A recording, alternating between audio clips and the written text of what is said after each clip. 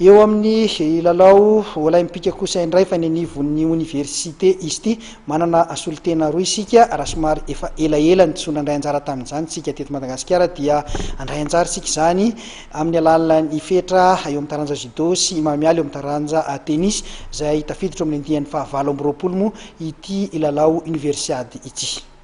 Handray anjara amin'ny lalao olympique ho an'ny université na ny universiady isika eto Madagasikara rehefa tsy nandray anjara tamin'izany faninana zany nandritra ny taona maromaro. Atleta roa no noman'ny université any Madagasikara andray anjara amin'izany faninanana izany dia Ratsifandriamanana Mamialy eo amin'ny taranja tennis zay taona faharoa ao amin'ny sampam-pianarana ekonomia sy fetra Ratsimiziva ao amin'ny taranja judo zay taona faharoa ihany koa ao amin'ny sampam-pianarana fantanjahantena zay any ivelany moa izy no manaraka izany fianarana izany. Io maraina io ary dia noraisin'ny ministra tompon'andraikitra Ramatoa Rasoazananera Marie Monique tetsy amin'ny profesany ny délégationna malagasy nakan-tsodrano hiatrika izany faninanana izany. Andritra ity fotoana ity ihany koa no nanoloran'ny ministra ny vatsin-dalana ho an'ireto délégationna malagasy ireto. Ambaran'ny Ramatoa ministra ihany nandritra ny fandraisan'ny fitenenana fa dia hotrandrahana misimisy kokoa manomboka izao ity fanatanjahantena anivon'ny ambaratonga ambony ity ary isy ny faninanana nasionaly amin'ny volana septambra ho avy izao.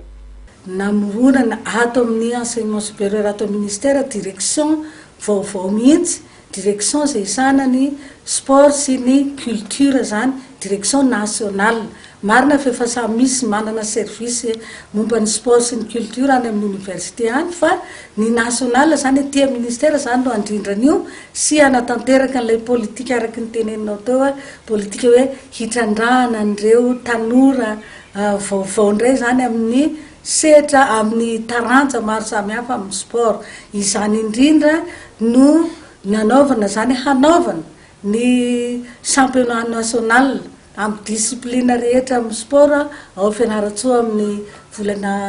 septambra amin'ny volana septambra ao fianaratsoa zany no anomboana azy io ary amin'izay fotoana izay koa no misy hoe sommet culturel satria ireo zanatsika ireo ny tsy dia hoe mianatra fotsiny fa mbola mitazona mihitsy reo le culture amin'ny toerana ny eviny aby rehefa mba misy reny manifestation reny dia izay zany no ezahana ho amafisina ao amin'ny tanora zany indrindraindrindra fa le cohésion ny mpianatra zany sady mitarika anjareo koa moa zany zay mba hirona amin'izany hoe culture sy amin'ny sport mba tsy zavatra hafa no handanian'ny fotoana ankoatry ny fianarana. Andihan'ny fahavalo amby roapolo ity ho tanterahana iny Guangzhou Corée Atsimo ity ny 3 ka hatramin'ny 4 Jolay ho avy izao. Raha ampitso no fantatra fa anainga ny délégationna malagasy hiatrika ity lalao olympique ho an'ny université ity.